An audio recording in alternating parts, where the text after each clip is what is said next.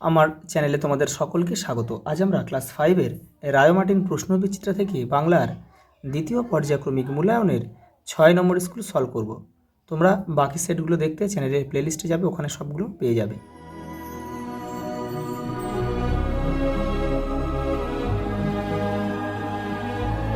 দেখো, ডাকাত দলের কানে গোঁজা ছিল জবা ফুল, গরান গাছের ফুল দেখতে হলুদ, ব্যাঙের প্রথম সঙ্গী হচ্ছে মোরগ, ঝড় কবিতা ঝড় এসেছিল দুপুরবেলা,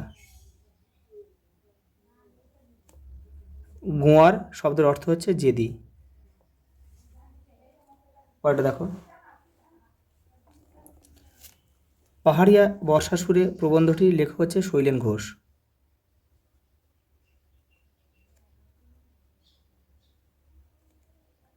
ধনাই কিসের মন্ত্র জানে? মৌচাক কাটার। মায়াতুরু শব্দের অর্থ কি? মায়াবী গাছ। পরের প্রশ্ন দেখো, কোন গাছটা ধরে ধনাই শীর্ষে পার হতে চেয়েছিল? তবলা।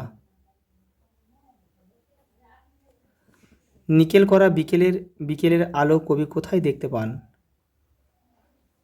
মাঠে। পরেরটা দেখো, এবারে রয়েছে দেখো, ভগবানের প্রাসাদে পৌঁছে ব্যাঙ কি কি দেখলো?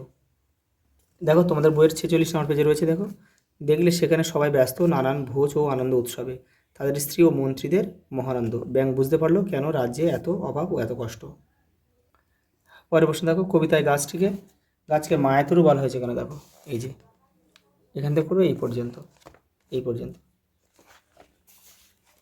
দেখো, বৃষ্টি কিভাবে প্রকৃতিকে বাঁচায়?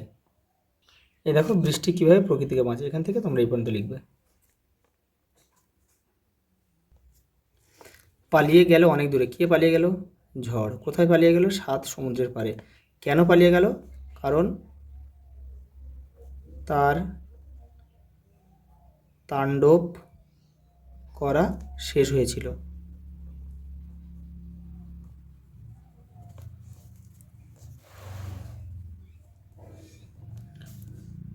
ছোট্ট ফণিমনসা গাছের মনে শান্তি ছিল না কেন? এই দেখো, এখান থেকে লিখবে, এখান থেকে এই পর্যন্ত। ওটা দেখো, শিয়ালকে ঠকাতে আখ চাষের সময় কুমির কি ফন্দি এঁটেছিল?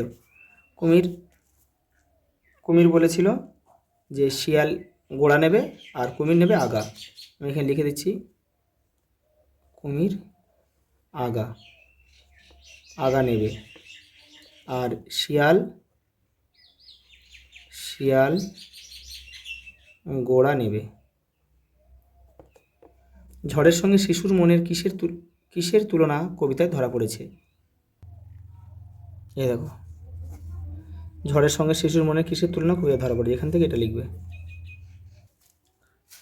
ধনাই কিভাবে বাঘের হাত থেকে বেঁচে গেল? দেখো, এই যে এখান থেকে করবে তোমরা। দেখো, ধনাই কিভাবে বাঘের হাত থেকে বেঁচে গেল, এখান থেকে এটা লিখবে। দেখো, লিঙ্গ পরিবর্তন করো। গুণবান গুণবতী, এখানে লিখে দিচ্ছি গুণবতী। তারপরটা কি আছে? প্রকাশিকা।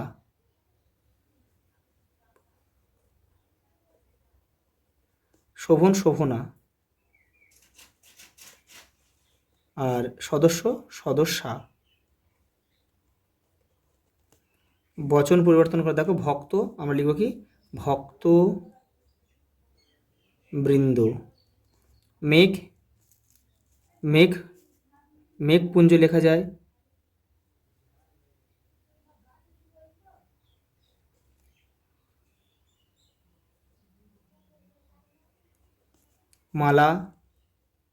মালাগুলো।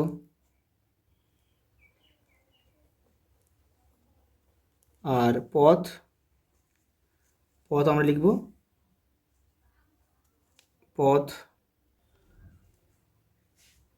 পথগুলি। পরেরটা দেখো, বিপরীত শব্দ। শাশ্বত মানে চিরদিনের, এটা আমরা লিখব ক্ষণস্থায়ী। কোমল মানে নরম, কঠিন লিখতে পারি আমরা। তীক্ষ্ণ লিখব ভোঁতা। কাজ, এখানে লিখবে বিশ্রাম।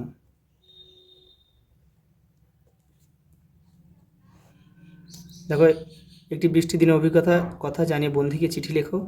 আর বিদ্যালয়ের প্রতিষ্ঠা দিবস উপলক্ষে আয়োজিত অনুষ্ঠানের বিবরণ দিয়ে দাদাকে একটি চিঠি লেখো। এটা তোমাদের ভাষাপাঠের পেছন দিকে রয়েছে, ওখানে ফরম্যাটটা রয়েছে, ওখান থেকে তোমরা কিন্তু এটা করবে।